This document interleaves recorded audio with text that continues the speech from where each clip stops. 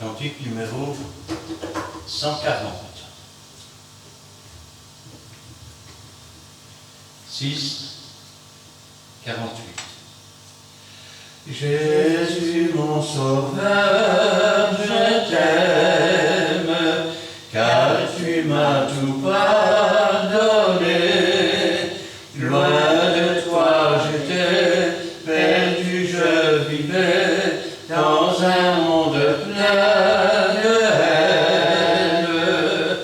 Tu m'as pris dans mon péché, mon Jésus, tu m'as sauvé. Oh, quel amour, mon sauveur, aujourd'hui remplit mon cœur.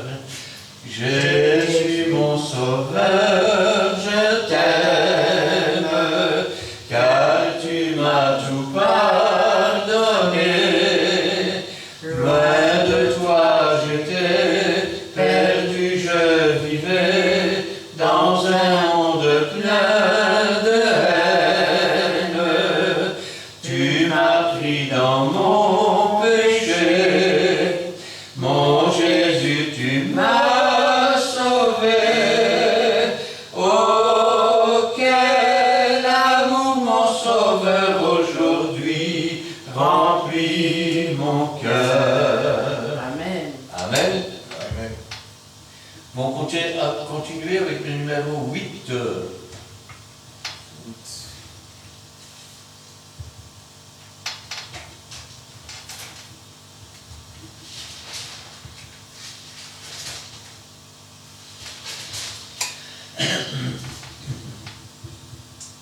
Six,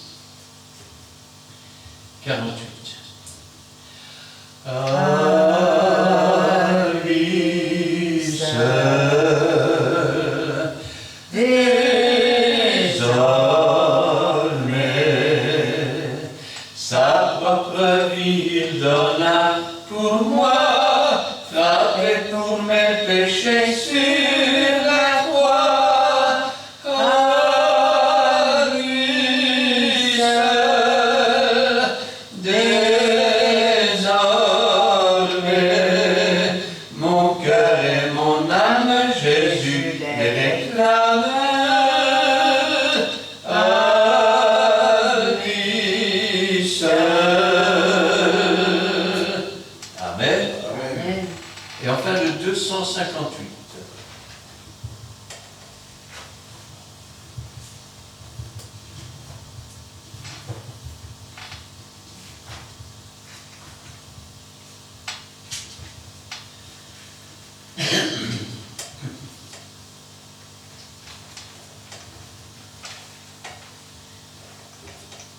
Trois,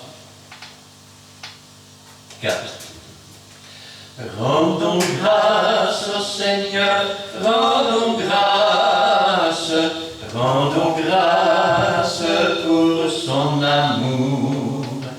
Rendons grâce au Seigneur, rendons grâce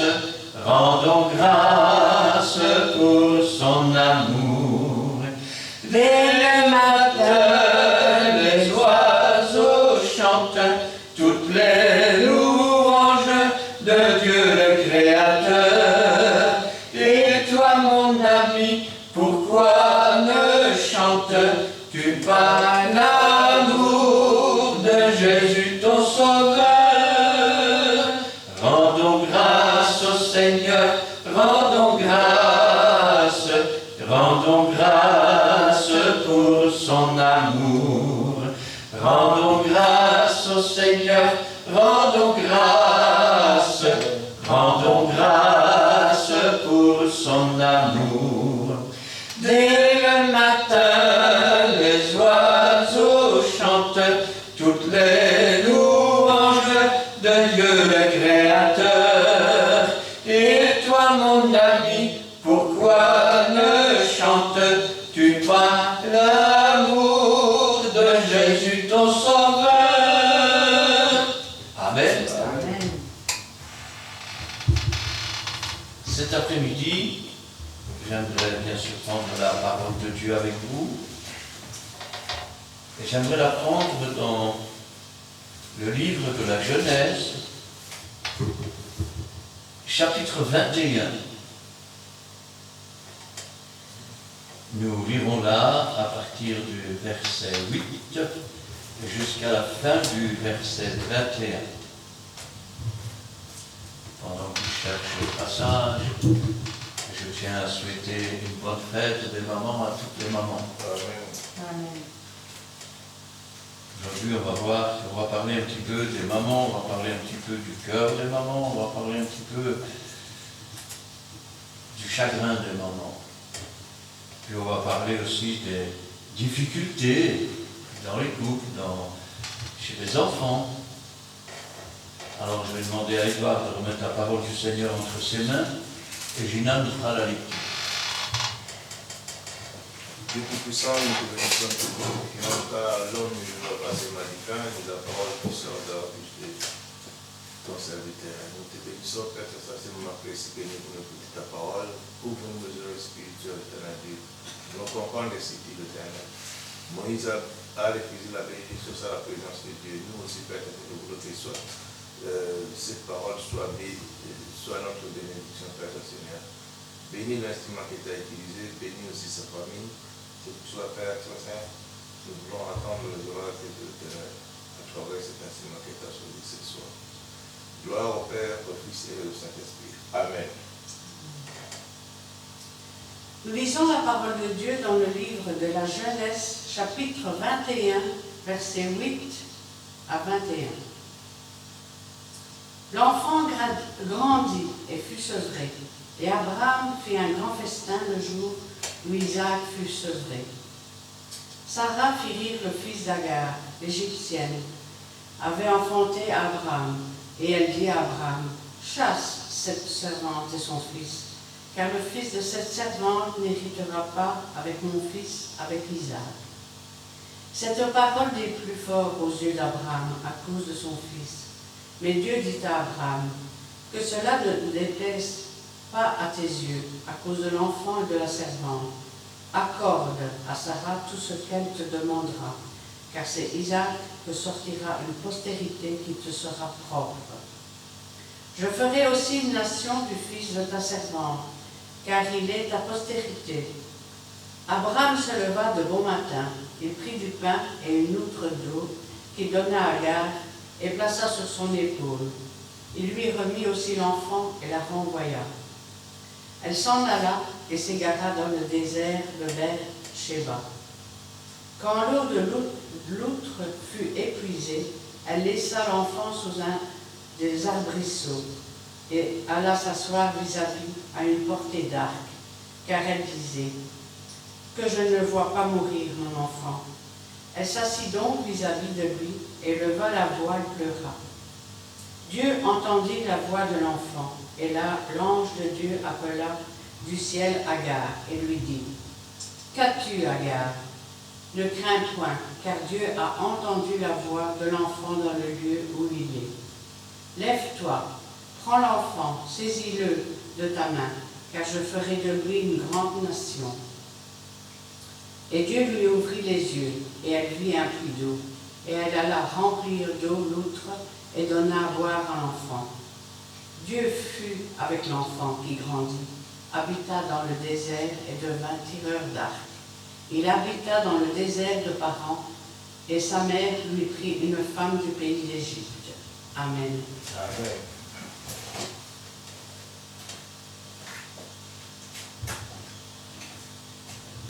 Avant de commencer le récit, il faut retourner dans le contexte. Rappelez-vous qu'Abraham était l'époux de Sarah. Sarah était stérile et ne savait pas avoir d'enfant. Dieu lui avait promis une postérité, mais elle ne venait pas. Et Abraham était âgé de 100 ans quand la postérité arriva enfin. Sa femme, voyant qu'elle ne savait pas avoir d'enfant, lui offert sa servante.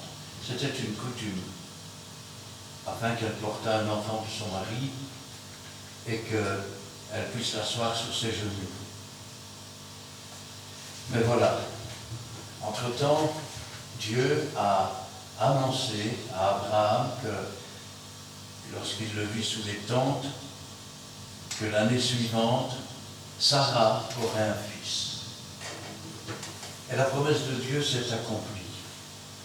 Nous avons ici tous les traits de ce que l'on peut voir tous les jours.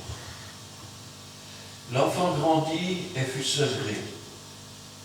Et Abraham fit un grand festin pour le jour où Isaac fut sevré. Isaac, le fils de Sarah.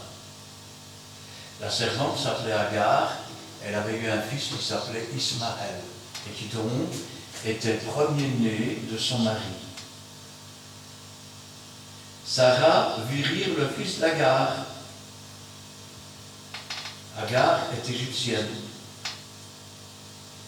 Et puis, elle dit à Abraham, chasse cette servante et son fils, car le fils de cette servante n'héritera pas avec mon fils, avec Isaac.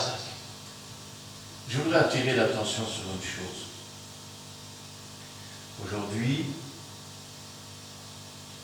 vous avez parfois des couples où l'on essaye d'avoir un enfant. Et donc, on se sert d'une mère porteuse.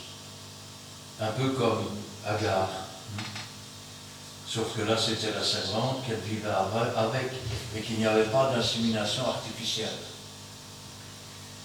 Et que donc, l'enfant était d'Abraham. Et puis, une fois qu'elle a eu son propre enfant, on voit qu'il y a déjà une rivalité naissante. Une rivalité naissante entre Ismaël, qui est le fils d'Agar, et Isaac, le fils de Sarah. Vous savez, quand je lisais ce texte, des tas de choses me passaient par la tête. J'essayais d'imaginer un peu ce qui se passe aujourd'hui dans le monde, quand on vit sans Dieu. Ah, j'ai rencontré une femme qui me plaît plus que toi, ou un homme qui me plaît plus que toi. Et puis, on se sépare, et puis on forme chacun un couple de chaque côté. Et puis, voilà que d'autres enfants naissent. Et la réflexion de Sarah, cet enfant n'héritera pas avec mon fils. Des questions d'héritage se posent. Chaque mère essayant de protéger l'héritage qu'elle a accumulé avec son premier mari, qui est avec une autre. Et puis les maris, eux, ils essayent quelque part de partager, mais le partage n'est pas toujours facile. Parce que quand on refait des familles, ce qu'on appelle recomposées, il faut toujours bien se mettre dans la tête qu'il y a, et surtout quand il y a du bien, il y a des problèmes d'héritage. Entre les enfants de la nouvelle compagne et les enfants du nouveau compagnon, avec les enfants du couple originel, c'est pas toujours facile. Aujourd'hui, vous avez même des gens qui ne se marient pas. À quoi ça sert le mariage? Un petit bout de papier qu'on signe à la commune. C'est comme cela que l'on envisage de se mettre en ménage et de fonder une famille. Un petit bout de papier. Sauf que, parfois, quand le mari meurt, et qu'il y a des années qu'on est en couple, au moment de se demander qu'est-ce qu'on va faire le mois suivant, il n'y a pas de pension. Parce qu'il n'y a pas de document officiel comme quoi vous êtes mariés. Dès lors, vous n'êtes pas l'épouse. Et là aussi, il y a des problèmes d'héritage. Pourquoi? Parce que, comme vous n'êtes pas mariés du tout, et que vous n'avez fait aucun papier, puisque le mariage, ce n'est qu'une signature sur un papier, ça ne vaut pas la peine, eh bien, tous les biens retournent à la famille. La famille du mari ou de la femme. Et puis l'autre, il se retrouve sans revenu et sans bien. Ah, j'ai jamais pensé à ça. Il est vrai que quand on fait des bêtises, vous savez, nous autres pasteurs dans l'église, on le voit souvent. On commence par faire une bêtise, et puis quand ça tourne mal, on vient voir le pasteur. Pasteur, vous ne pouvez pas m'aider, vous ne pouvez pas faire quelque chose, parce que voilà ce qui se passe. Mais on ne demande pas conseil avant.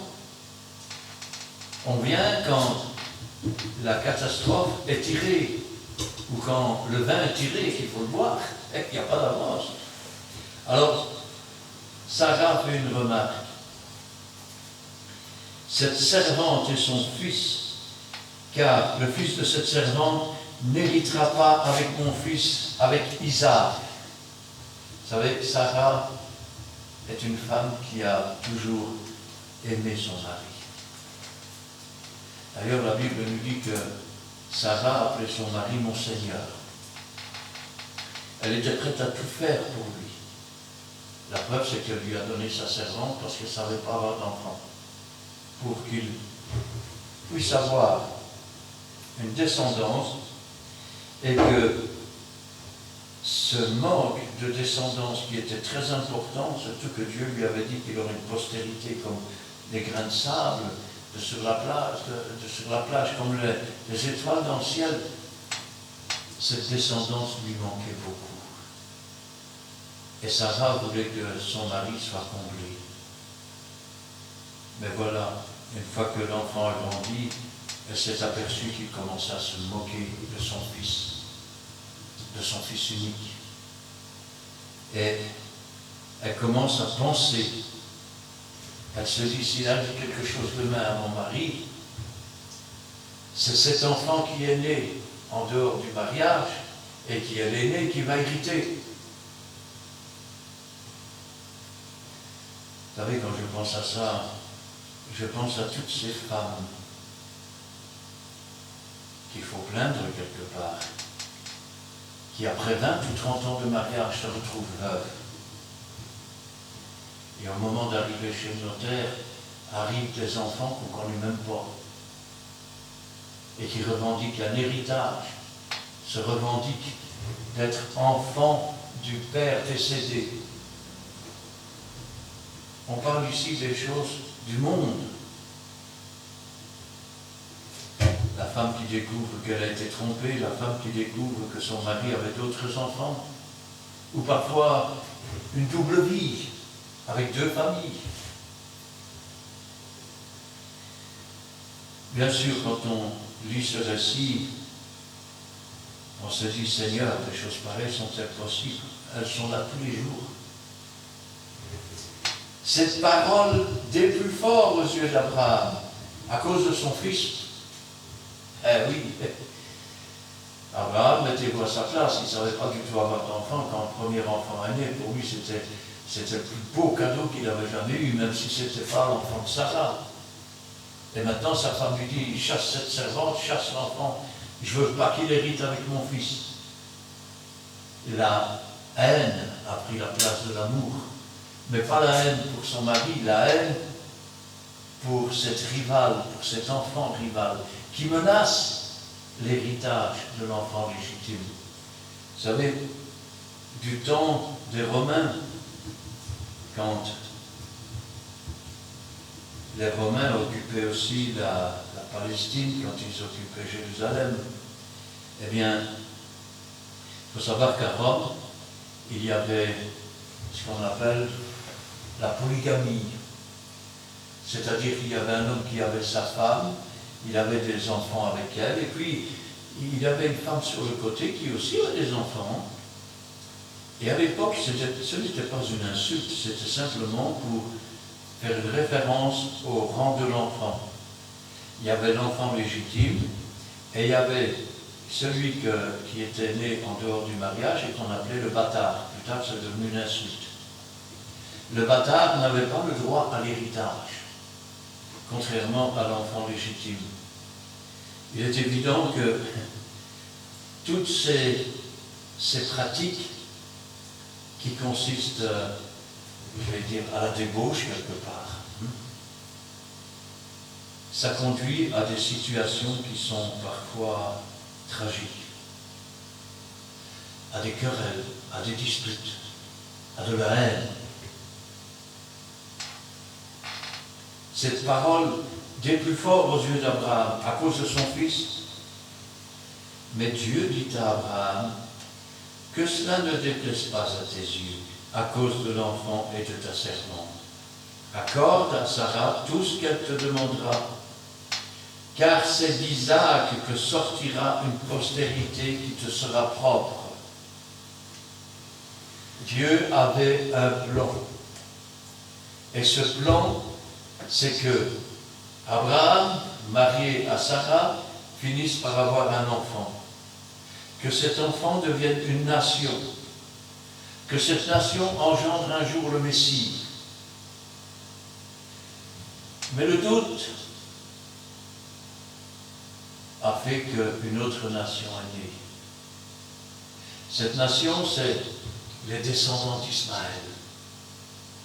Et Sarah sont comme une menace, cet enfant qu'on va appeler illégitime. Et Dieu lui dit, fais ce que Sarah te demande. Dans la Bible, il est marqué, n'abandonne pas la femme de ta jeunesse. Et comme il y avait tellement, je vais dire, d'adultère et autres, la Bible avait même dit que si un homme prenait une autre femme, il ne devait rien enlever de la première. Aujourd'hui, traduisez ça par des pensions alimentaires et des interventions aux frais spéciaux.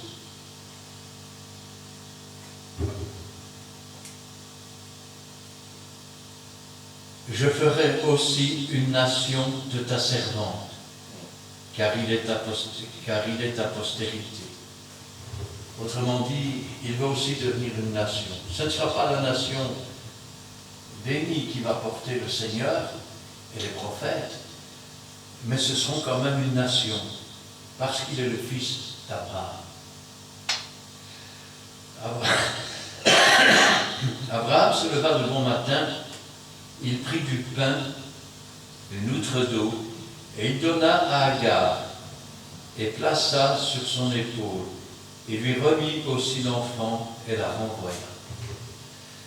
Alors, souvent quand on parle de cela, on nous dit que Abraham a chassé la servante et l'enfant.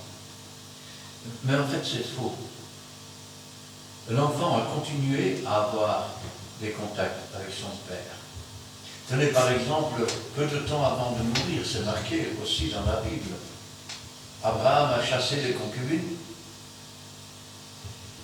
Et quand il est mort, c'est Isaac et Ismaël qui ont enterré leur père, tous les deux. Le fils aîné qui avait été, je vais dire, fabriqué à partir de cette femme égyptienne, et le second fils qui est celui de Sarah. Abraham se leva de bon matin, il prit du pain, une outre d'eau, qu'il donna à Agar, et plaça sur son épaule. Il lui remit aussi l'enfant, la renvoya. Alors, parfois, quand on n'est pas marié, et qu'une séparation a lieu comme cela, il y a aussi des problèmes. Des problèmes pour l'obtention, je vais dire, d'un subside pour vivre. Il y a des problèmes pour nourrir l'enfant. Il y a des problèmes pour soigner l'enfant. Vous savez, quand je lisais ce récit ce matin, cela me rappelait certaines choses. Des choses que personne ne devrait vivre dans sa vie et qui sont tellement pénibles. Elle s'en alla, elle s'égara dans le désert. C'est un peu comme si elle est partie, mais voilà, elle n'a aucun repère, elle n'a rien. Elle n'a rien sur quoi s'appuyer. Rappelez-vous que c'est une servante égyptienne. Donc, ça fait des années qu'elle suit Abraham dans le désert et partout. Et maintenant, la voilà livrée à elle-même. Elle n'a aucune ressource, elle n'a rien pour s'appuyer, même pas une famille ou quoi que ce soit. La voilà toute seule avec son enfant au milieu du désert. Et se retrouver toute seule avec un enfant au milieu de ce monde qui est sans pitié, c'est parfois terrible.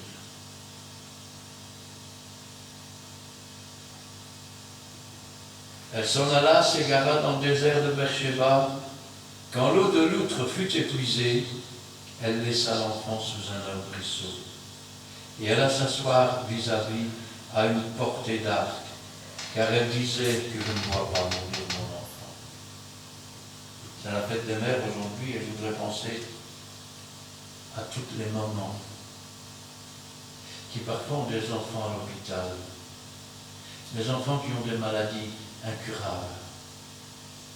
Certaines d'entre elles n'ont même plus le courage d'aller voir leur enfant à l'hôpital, parce qu'elles ne peuvent pas supporter de le voir mourir à petit feu comme ça devant elles. Agar aussi ne le supportait plus. Elle s'était placée à une portée d'arc, afin que l'enfant ne meure pas devant ses yeux. Il y a des choses qu'on ne peut pas supporter. Je me souviens un jour, nous étions du côté de Gosselies, il y avait un incendie dans une maison. Les flammes tournaient comme ça à l'intérieur. Et j'ai appris plus tard que la femme était sortie 10 minutes pour acheter du pain pour les enfants à l'école. Elle avait mis sécher du linge devant le poêle. Et quand elle est revenue, il y avait le feu dans la maison. Ses enfants étaient morts, brûlés. Et je me rappellerai toujours du visage de cette femme. Elle marchait dans la rue et s'est arrêtée devant moi. Elle m'a dit « Hein, monsieur, mes enfants, ils font dodo. » Elle ne pouvait pas le supporter. Elle ne pouvait pas l'envisager. Elle le niait. Pour elle, ses enfants devaient faire dodo. Ça ne pouvait pas être vrai.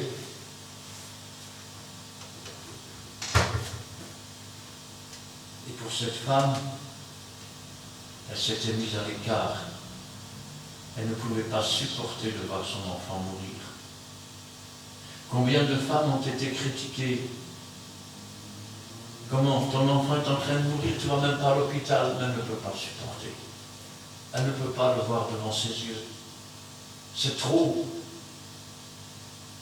J'ai vu des femmes dont les enfants sont morts et qui ont cessé de parler pendant des mois, parfois pendant des années. Plus un mot qui sortait de leur bouche.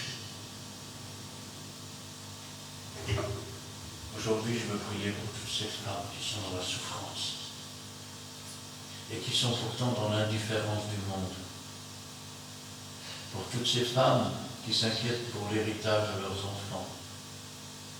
Pour toutes celles dont le cœur est brisé parce que trahi par quelqu'un à qui elle s'était donnée corps et âme. Quand je pense à cela, je dis Seigneur, quoi faire dans des conditions pareilles?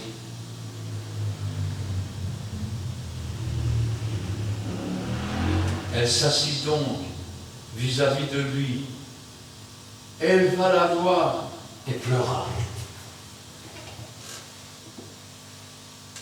Quand un malheureux crie, l'Éternel entend. Amen. Le délivre de ce tourment. Amen. Le médecin dit c'est trop tard. Tu te dis, je ne peux pas voir mes enfants mourir. Je ne veux pas voir ça. Crie à Dieu. C'est Dieu qui donne la force. Amen. C'est Dieu qui donne la paix. C'est Dieu qui donne l'espérance.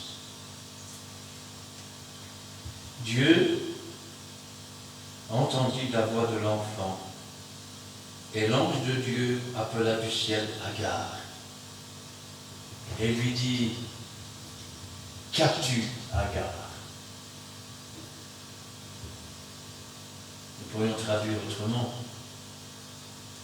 Pourquoi en es-tu là, Agar? Qu'est-ce qui a bien pu se passer? Quelles sont les erreurs que tu as pu commettre? Ne crains point. Ne crains point. car Dieu a entendu la voix de l'enfant dans le lieu où il est. Dans le lieu où il est. Rappelez-vous ce que Jésus a dit. Un jour, on amenait des petits-enfants. C'était la coutume. Quand il venait un homme de Dieu, un docteur de la loi ou un prophète, les gens amenaient les petits-enfants auprès de lui pour qu'il les bénisse. Mais les disciples les empêchaient. Et Jésus leur a dit, laissez venir à moi les petits-enfants, car le royaume des cieux leur appartient. Si vous ne devenez pas comme un petit enfant, vous n'entrerez pas. Un enfant qui meurt, c'est un enfant qui s'en va auprès du Seigneur. Un adulte qui meurt, s'il ne s'est pas repenti, il peut descendre dans ces jours des morts où il y a des pleurs, des grincements de dents, mais pas les enfants. Dieu aime les enfants. Amen. Lève-toi, prends l'enfant et saisis-le de ta main, car je ferai de lui une grande nation. Dieu a un plan. Quand on obéit à Dieu, toute chose concourt au bien de ceux qui aiment Dieu. Et Dieu a un plan. Nous ne voyons que le présent, mais Dieu connaît les choses qu'il a préparées d'avance. Si nous nous écartons de Dieu, nous nous écartons du plan de Dieu. Si nous nous écartons du plan de Dieu, nous entrons alors dans le plan du destructeur, de celui qui a juré notre perte, celui qui a juré de nous faire mourir. Et quand on rentre dans ce plan, il n'y a que souffrance, il n'y a que douleur, il n'y a que chagrin, il n'y a que misère. Abraham n'était pas sorti du plan de Dieu. Il aurait pu faire comme beaucoup aujourd'hui. Il aurait dit, laisse-moi tranquille. Agar est quand même plus jeune que toi, en plus elle a mon premier fils, alors dégage. Et je pense que tout le plan de Dieu aurait été anéanti par lui. Dieu aurait trouvé une autre solution. Quand Saül a disputé les plans de Dieu, quand il s'est pris pour un sacrificateur et a essayé d'offrir lui-même des sacrifices, quand il a désobéi au plan de Dieu, l'Esprit de Dieu s'est retiré de lui. Et un mauvais esprit est entré en lui. Et sa destruction était déjà enregistrée. Dieu a alors choisi un autre plan. Il s'est choisi un homme selon son cœur, un homme qui obéirait. Abraham était un homme qui obéit, et parce qu'il a obéi, Dieu n'a pas laissé tomber Ismaël dans le désert. Parce que c'était la volonté de Dieu que cette femme et cet enfant qui méprisait le fils d'Abraham et de Sarah connaissent que Dieu est vivant, qu'ils fassent une expérience avec. Vous savez, c'est quand l'instrument est retombé dans la boue, quand il est dans le fond de la fosse, qu'il crie à Dieu. Qu'il crie à Dieu. Il y avait une femme, elle s'appelait Tenbone. C'était une juive. Pendant la guerre, ils ont été emmenés dans les camps. Et toute sa famille a été mise à mort. Dans ses écrits, voici ce qu'elle disait. Aussi profonde soit la force dans laquelle le diable et le monde nous jettent, la main de Dieu est suffisamment puissante pour aller nous rechercher. Amen. Et nous sortir de là. Amen. Dieu est un Dieu d'amour. Dieu est un Dieu de réconciliation. Dieu est un Dieu qui a des projets de paix et non de malheur. Quand le malheur s'abat, c'est souvent que nous n'avons pas pris attention aux projets de paix que Dieu avait pour nous et que nous nous sommes dirigés dans les projets de malheur que le diable a pour nous.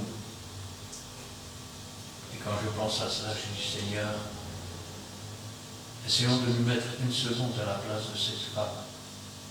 Elle s'est égarée dans le désert. Ce monde est comme un désert. Et beaucoup de gens s'égarent aujourd'hui. Au lieu de suivre le chemin étroit et resserré que celui du Seigneur, ils prennent des chemins larges et spacieux. Vous savez, quand vous entrez dans une gare, je sais que le monde dit que tous les chemins mènent à Rome, mais vous ne pouvez pas monter dans le premier train venu, vous ne savez pas où il va. Vous devez regarder les indications. Dieu a laissé des indications dans son livre pour connaître les voies à suivre. Cette femme s'est égarée et son enfant a failli en mourir.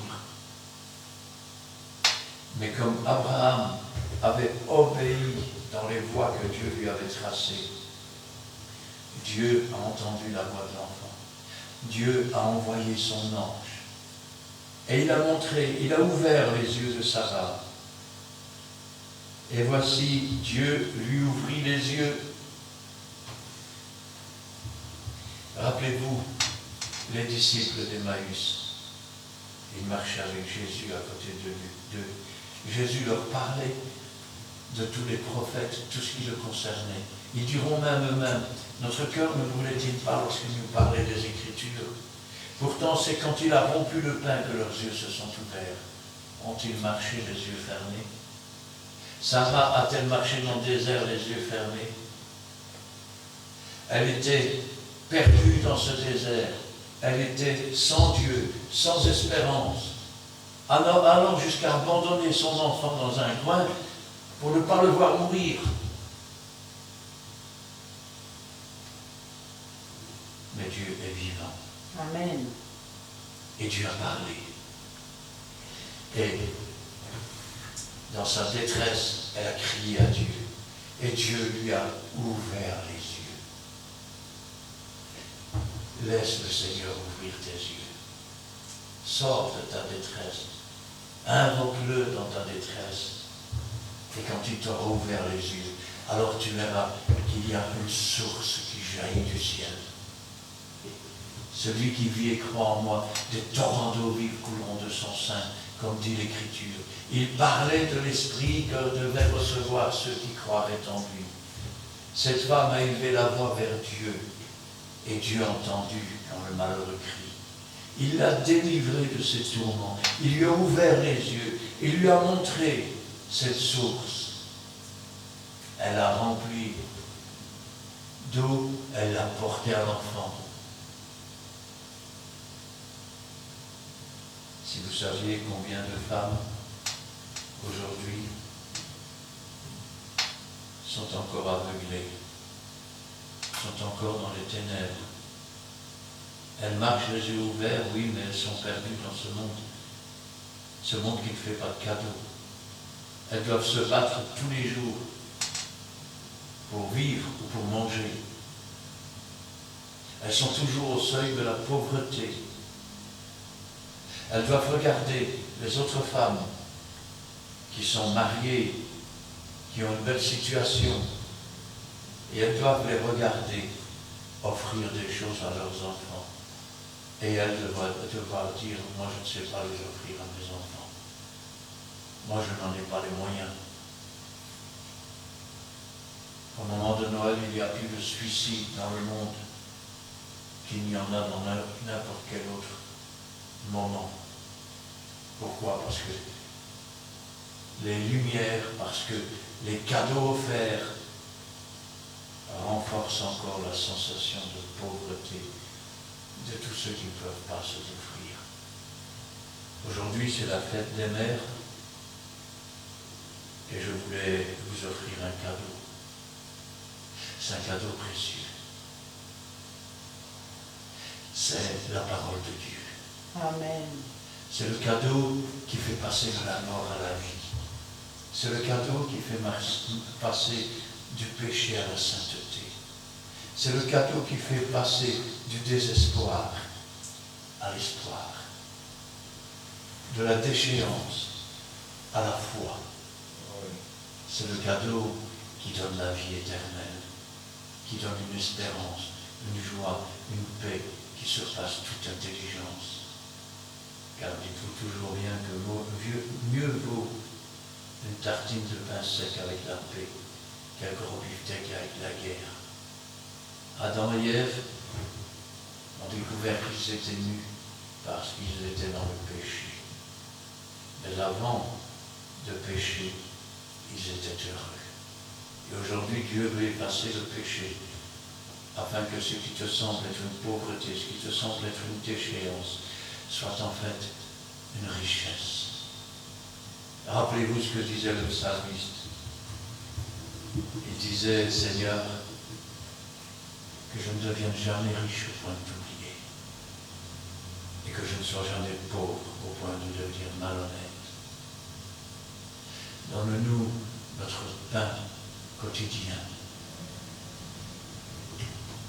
Quand c'est Dieu qui subvient à nos besoins, ça ne veut pas dire que nous avons du superflu, mais nous avons ce que nous avons besoin. Parce que parfois nous ne savons pas nous-mêmes ce que nous avons besoin. Alors quand je pense à ça, je dis, c'est le cadeau que je veux vous faire aujourd'hui pour votre fête. Tu es dans la souffrance, élève la voix vers Dieu. Dieu entendra. Tu es dans la pauvreté, élève la voix vers Dieu. Il va te donner une richesse. Les apôtres disaient, quoique nous soyons regardés comme pauvres, nous enrichissons beaucoup. Celui qui a reçu le Christ a tout reçu. Amen. On peut lui prendre tout ce qu'il a dans ce monde. Il a quelque chose que personne ne pourra lui prendre jamais. Parce qu'il sait que le Seigneur un jour viendra le prendre et qu'il sera plus riche qu'il n'a jamais été et qu'il ne sera jamais. Amen. Amen. Nous allons prier. Éternel, notre Dieu, notre Père, nous te louons, nous te rendons grâce. Béni sois-tu et gloire à toi. Aujourd'hui, Seigneur, je veux prier pour toutes ces mamans. Ces mamans dont les fils ou les filles sont mourantes dans les hôpitaux, pour celles qui n'osent même plus rentrer dans la chambre, qui ne veulent pas voir leur chair, la chair de leur chair, mourir sous leurs yeux. Je veux te prier, Seigneur, pour celles qui aujourd'hui s'inquiètent pour l'héritage de leurs enfants. Pour celles, Seigneur, qui sont égarées dans ce monde et qui ne savent plus sur quoi s'appuyer pour pouvoir subsister. Je veux te prier pour toutes les mamans qui sont au milieu des bombes et des guerres, quels que soient les pays. Pour toutes celles, Seigneur, qui sont dans la famine et qui voient leurs enfants avec des ventres gonflés. Je veux te prier aussi pour toutes celles qui t'ont accepté, qui marchent avec toi, Seigneur, qui sont consolées par toi, afin que tu les enrichisses et que tu les bénisses aussi. Et qu'ainsi, Seigneur, toute la gloire t'en revienne. Gloire au Père, gloire au Fils et gloire au Saint-Esprit. Amen. Amen. Père de grâce, merci pour ta parole, merci que tu pousses. Nous avons fait ça, Seigneur. Bénis l'instrument auquel cette parole soit forte et fidèle afin que la prochaine fois nous pouvons encore écouter. Non seulement l'homme, mais toi à travers ton instrument qui t'a choisi. Nous te bénissons, nous te glorifions, Père du Seigneur. Mais aussi, Père du Seigneur, nous voulons que les anges puissent campoter de ceux qui prennent Dieu. Bénis aussi, Père du Seigneur, des familles qui sont blessées, familles qui sont lésées, éternel Dieu. Laisse ton Esprit Saint t'y habille, et vous enverrez un autre consolateur. Console, Père Saint, les familles de cœur. Guéris les malades. Père, nous voulons te dire merci pour cette journée. Bonne journée, Père Saint, qui tu as fait,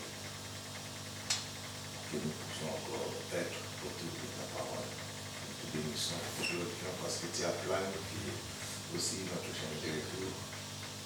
Tu nous conduis, soit conducteur, soit notre bouclier contre le virus de particularité.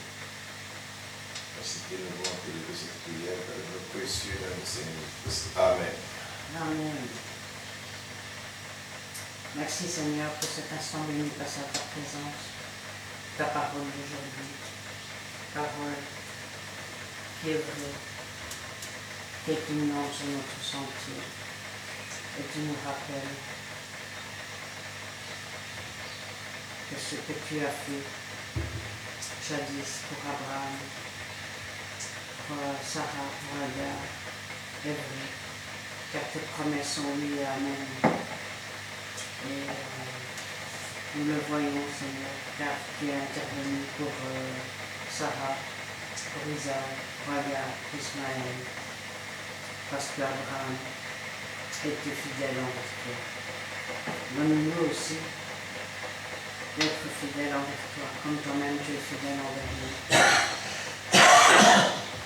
Et de mettre en pratique ta parole qui est vraie. Je te remets aussi, Seigneur, toutes les mamans du monde entier, toutes celles qui sont délaissées, toutes celles qui sont entourées, interviennent dans chaque situation, Seigneur, afin, Seigneur, qu'elles crient à toi, Seigneur, et quand un malheureux crie, tu interviens, et tu places des anges autour d'elles, afin qu'ils les délivres de leur tourment. Travaille le cœur, Seigneur, de toutes ces mamans, afin qu'elles t'acceptent comme sauveur et maître, mon Dieu. Merci, Seigneur, car tu veux, Seigneur, que nous restions sur le bon chemin. Tu veux, Seigneur, que nous te soyons fidèles, Seigneur, jusqu'au bout. Et merci, Seigneur, car c'est toi qui tiens notre main faite dans ta main puissante et guide nos pas dans tes empreintes. Veille, Seigneur, sur chaque famille représentée ici, sur tes serviteurs présents, sur nos familles respectives, oh mon Dieu. Et merci, Seigneur, pour tes bienfaits immenses, Seigneur, car tu sais ce dont nous avons besoin. Gloire, honneur, puissance te soit rendue dans le bon nom de Jésus-Christ. Amen. Amen. Amen. Amen. Eh bien, nous terminerons avec le cantique numéro 367.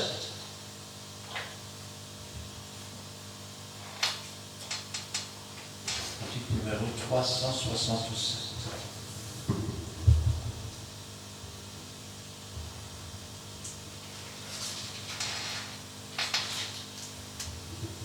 3, 4.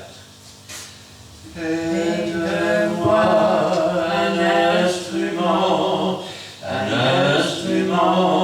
d'adoration. Je lève les mains en ton nom. Fais de moi un instrument d'adoration.